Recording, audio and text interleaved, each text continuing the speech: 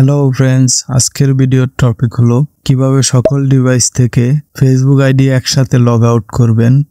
চলে যাচ্ছি আমাদের মোবাইল স্ক্রিনে। প্রথমে আমরা ফেসবুক অ্যাপসে প্রবেশ করব।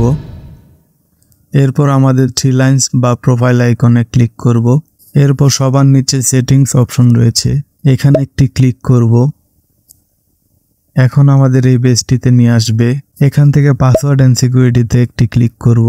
এখানে আবার পাসওয়ার্ড এন্ড সিকিউরিটিতে ক্লিক করব।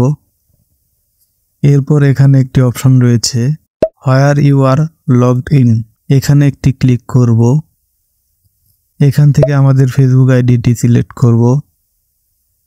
এখন আমরা দেখতে পাচ্ছি আমাদের ফেসবুক আইডিটি কোন কোন ডিভাইসে লগ ইন করা আছে। আমরা একসাথে সকল ডিভাইসে লগ আউট করতে চাইলে এখানে select device to log out এই অপশনটিতে একটি ক্লিক করব। এখন আমরা এখান থেকে সিলেক্ট অল এখানে একটি ক্লিক করব এবং সবার নিচে লগ আউট এই অপশনটিতে একটি ক্লিক করব।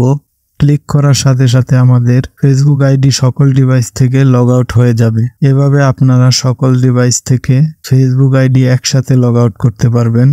তো এই ছিল আজকের ইনফরমেটিভ ভিডিও।